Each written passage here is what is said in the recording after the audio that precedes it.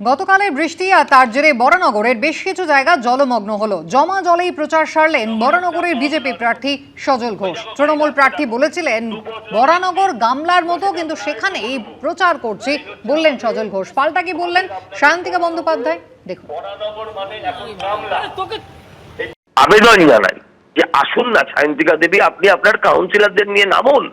দেখুন এইরকম অবস্থায় ওই 17-18 তলার উঁচু হাই রাইজ বিল্ডিং থেকে শহরটাকে সবসময় সুন্দর লাগে। মাটিতে নেমে দেখুন আপনার বরানগরবাসী যারা আপনাকে ভোট দিয়ে জিতিয়েছিলেন, যেভাবেই ভোট হয়ে থাকুক না কেন, আপনি জিতেছিলেন, সেই মানুষগুলোকে আপনি কেমন রেখেছেন।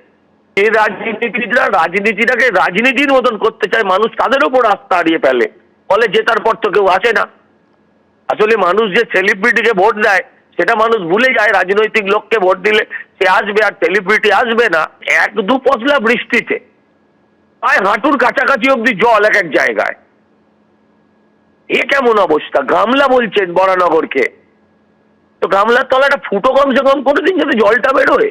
আমরা আমাদের কাজ করে যাচ্ছি এবং আগামী দিনেও যাতে যে সমস্যাগুলো রয়েছে সেই সমস্যাগুলো অবশ্যই তো আমাদের আগামীতে ঠিক করতে হবে, সেটার কাজ অলরেডি চলছে। আর জলটা জমার বিষয়টা এখন থেকে নয়, বহু বছর আগে থেকে, মানে যখন থেকে বরানগর আছে তখন থেকে। আপনারা নিশ্চয়ই জানেন যে এর আগেও জল জমতো, যখন 4-5 দিন জলটা জমে থাকতো। আমাদের সরকার আসার পরে 2011-র পর থেকে সেই জলটা প্রায় কোনো জায়গায় জমে না, কিছু কিছু জায়গায় এখনো জমে, হয়তো 0.5 ঘন্টা বা 1 ঘন্টার মধ্যে জলটা টিপ আউট করে যায়।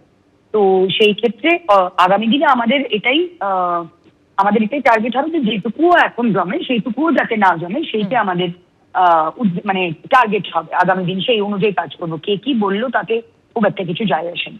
লজিক্যাল ডিস্টারবেন্সের তালিকায় নাম ছিল 60 লক্ষের, আর যেমনটা নির্দেশ দিয়েছিল সুপ্রিম কোর্ট, ঠিক সময় মতোই কিন্তু কাজ শেষ করে ফেলেছে নির্বাচন কমিশন।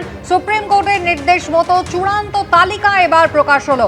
এর আগেই আপনারা জানেন 28শে ফেব্রুয়ারি যে তালিকা প্রকাশ হয়েছিল সেখানে 63 লক্ষের নাম বাদ গিয়েছিল, আর এবার এই লজিক্যাল ডিস্টারবেন্সির কাজ শেষ হওয়ার পর জানা যাচ্ছে আরো 27,16,393 জনের নাম বাদ গেল। অর্থাৎ চূড়ান্ত তালিকা থেকে মোট এবার যে তালিকা প্রকাশ হচ্ছে ফাইনাল লিস্ট, সেখান থেকে বাদ যাচ্ছে প্রায় 91 লক্ষের কাছাকাছি নাম। বিস্তারিত জানাবেন আমাদের প্রতিনিধি রুমা পাল রয়েছেন আমাদের সঙ্গে টেলিফোন লাইনে। রুমা, তাহলে বাদের তালিকায় এখনো পর্যন্ত প্রায় 91 লক্ষ ভোটারের নাম। দেখো, কালকে যেটা ভোটার লিস্ট বেরিয়েছে, একদম ফার্স্ট নমিনেশনের যেটা শেষ দিন ছিল 6 তারিখ, একদম শেষের দিকে মধ্যরাতেই বেরিয়েছে এই লিস্ট।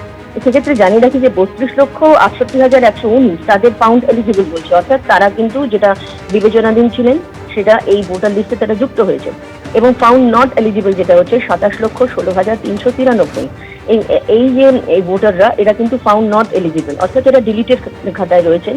যেহেতু ট্রাইব্যুনাল তৈরি হয়েছে এবং সেক্ষেত্রে জানিয়ে রাখি যে ট্রাইব্যুনালের কাজ যদিও অনলাইনে শুরু হয়েছে, কিন্তু অফলাইনে বা কিভাবে যাওয়া সেক্ষেত্রে কিন্তু কমিশন এখনো পর্যন্ত কিছু জানায়নি। সেক্ষেত্রে জানিয়ে রাখি যে এই যে 27,16,393 যে বাদের তালিকায় রয়েছেন তারা এবার ভোট দিতে পারবেন কিনা সেটা নিয়ে কিন্তু প্রশ্নচিহ্ন থাকছে।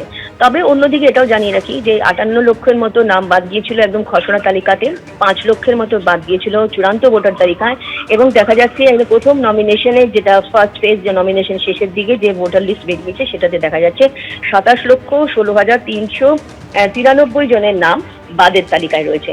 অর্থাৎ জানিয়ে রাখি যে এই বিভিন্নভাবে কিন্তু এই বিবেচনাধীন যারা ছিলেন সেই কাজ চলছিল এবং এখনো যেটা 60,06,675 যেটা ছিল যেটা বিবেচনাধীন, তার মধ্যে কিন্তু 59,84,512 সেটা অ্যাকশন টেকেন বলা হচ্ছে, অর্থাৎ সেটা নিষ্পত্তি হয়েছে। 59,84,512 নিষ্পত্তি হয়েছে। এবং সেক্ষেত্রে যদিও এখনো সুপ্রিম কোর্টের নির্দেশে সেই ট্রাইব্যুনালের বিষয়টা চলছে এবং এখন নোডাল অফিসারও একজন নিযুক্ত করা হয়েছে, তারা কিন্তু ইসিআই এর সাথে এবং যারা কাজ করছেন তাদের সাথে সমন্বয় সাধন করবেন। সেক্ষেত্রে কমিশন কি ব্যবস্থা নেয়, কমিশন কি এর পরবর্তীতে নেয় সেটা এখন দেখার। তবে এটা ঠিক এখনো পর্যন্ত যা আমরা দেখতে পাচ্ছি সেটা 91 লক্ষেরও কাছাকাছি বেশ কিছু মানুষ যারা রয়েছেন, ভোটাররা রয়েছেন, তারা কিন্তু বাদের তালিকায় থাকছেন।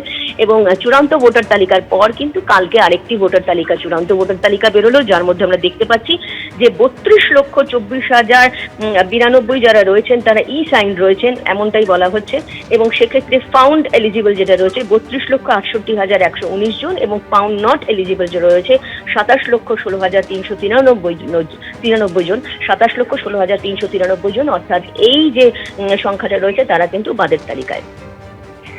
রুমা, ধন্যবাদ।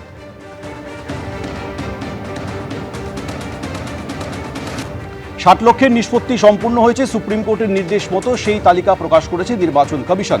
কিছুদিন আগে এই নাম বাদ যাওয়া নিয়ে মমতা বন্দ্যোপাধ্যায় কি বলেছিলেন শুনুন। আগে বলেছিল কি 1,20,00,000 নাম আমরা বাদ দেব, 58 লাখ প্রথম ফেজেই বাদ দিয়েছে, আর তারপর লজিস্টিক্যাল ডিসক্রিপেন্সির নামে প্রতিদিন বিজেপির নাম ঢুকিয়েছে আর অন্যদের নাম কেটেছে। সেখানে 60 লাখ, 58 আর 60 কত হয়? 118। তার মানে কি বিজেপি পার্টি অফিস থেকে প্ল্যান করে তৈরি করে দিয়েছে, যেখানে যেখানে তৃণমূলের সিট সেখানে নাম কত। এসআইআর এর একেবারে শুরু থেকেই বিরোধী দলনেতার শুভেন্দু অধিকারী ভবিষ্যৎবাণী করেছিলেন, তিনি অন্তত 1 কোটি নাম বাদ যাবে বলেছিলেন। কি বলেছিলেন দেখুন। যে সঠিক এসআইআর হলে গত 10-12 বছরে বাংলাদেশের মুসলমান যেভাবে ঢুকেছে কাঁটাতারের মেড়া না থাকার ফলে, তাতে 1 কোটিরও বেশি নাম বাদ যাওয়া উচিত। এবিপি আনন্দ, এগিয়ে থাকে, এগিয়ে রাখে।